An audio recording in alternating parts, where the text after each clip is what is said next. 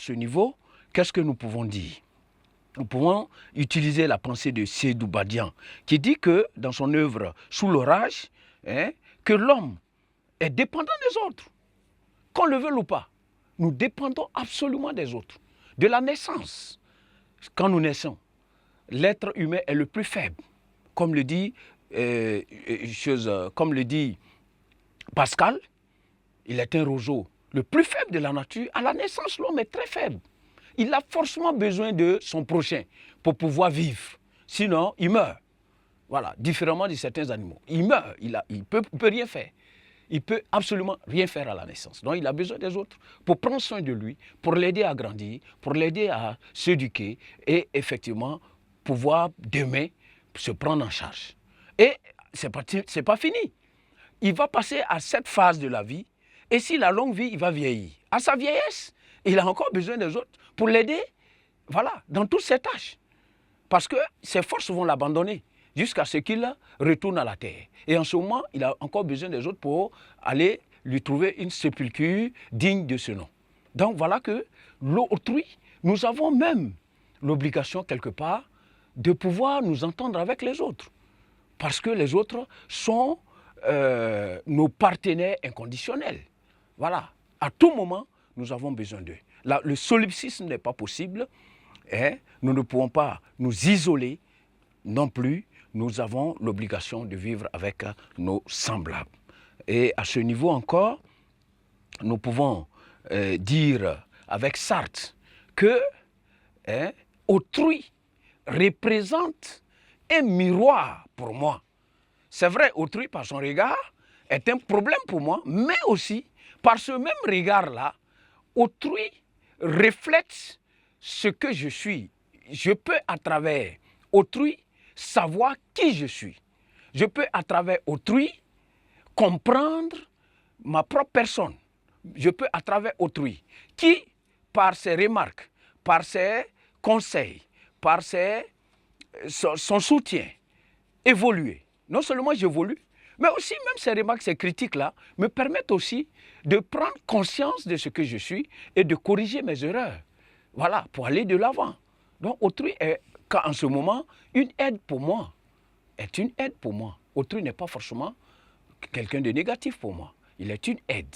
Donc, la dimension cordiale nous permet de lier des amitiés, nous permet de vivre même en amoureux, nous permet de nous rapprocher les uns les autres, nous permet de pouvoir vivre ensemble et de vivre en communauté. Parce que, comme le dit Aristote, l'être humain est un animal politique. Politique parce qu'il vit en cité. Politique qui vient de polis, qui est la cité. Donc l'homme ne peut pas vivre en autarcie. Voici ce que nous pouvons retenir de la dimension cordiale des relations interpersonnelles. Et maintenant, pour clore, nous allons passer au petit 3, où nous allons ressortir la question des relations interpersonnelles et d'éthique. L'éthique. Voilà, petit 3. Relations interpersonnelles. Interpersonnelles et éthique. Et éthique. À ce niveau, nous l'avons déjà dit, qu'est-ce que nous pouvons entendre par là? Dans nos relations, il faut, c'est même un impératif pour l'être humain, de rechercher à pouvoir, parce qu'il a un destin commun avec ses semblables.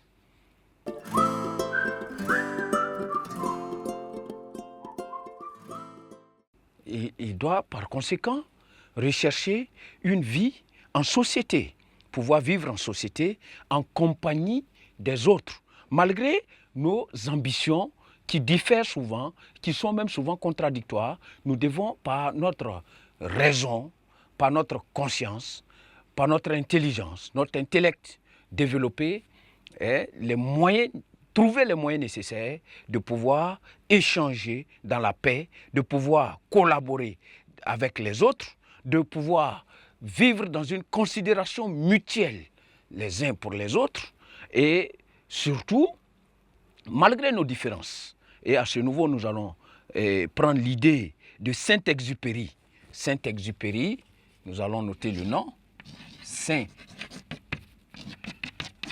Saint-Exupéry, qui dit, Saint-Exupéry qui est né en 1900 et est décédé en 1944, qui dit quoi?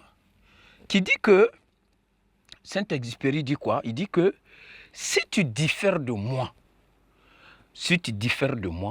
loin de me léser, c'est-à-dire loin de me faire du mal, loin de me léser, tu m'enrichis. Loin de me diminuer, loin d'ôter quelque chose en moi, loin de me rabaisser, au contraire, ta différence là vient ajouter quelque chose de plus en moi. Viens me faire grandir, parce que j'apprends quelque chose de nouveau que je ne possède pas. Quelque chose qui n'est pas en moi.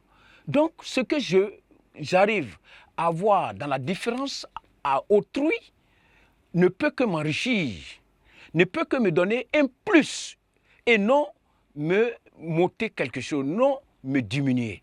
Donc, c'est une conception vraiment assez essentielle.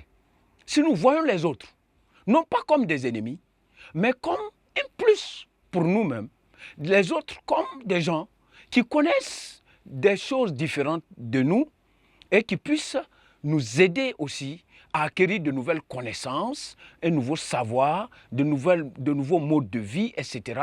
Autrui devient quelque part, non pas un ennemi, mais quelqu'un qui vient être mon ami, qui vient être quelqu'un de bien pour mon existence. Et cela peut adoucir notre milieu de vie, peut renforcer notre société, notre cohésion sociale pour une vie meilleure. Voilà ce que nous pouvons retenir ici avec cette pensée de la question d'éthique. Les questions morales, les questions du bien, tout ça doivent être développé dans ma relation avec autrui et rechercher ce qui peut nous permettre effectivement de nous comprendre et de vivre en parfaite harmonie dans une société meilleure. Voilà. Et pour conclure, nous allons dire que autrui, il est différent de moi, bien qu'il soit différent de moi, autrui est tout de même quelqu'un qui est indispensable. Malgré sa différence, il est indispensable à ma survie. Il est indispensable pour mon bien-être, pour mon existence et pour ma vie relationnelle. Voilà. Et que, bien qu'il est différent, nous devons comprendre que nous sommes des êtres humains, donc il y a une part aussi de ressemblance. Il y a un côté qui est semblable à moi et nous devons beaucoup plus mettre l'accent sur ce côté semblable, mais aussi permettre à ce côté dissemblant, de ce côté qui s'oppose ou encore différent de moi, de m'enrichir, comme l'a dit Saint-Exupéry. Voilà, on vous remercie pour ce deuxième chapitre que nous avons essayé de brosser et de ressortir l'essence du contenu. Merci et d'ici peu, nous allons essayer de passer à une situation d'intégration qui permettra de résoudre une situation concrète pour mettre en évidence les connaissances qui ont été acquises ici. Merci.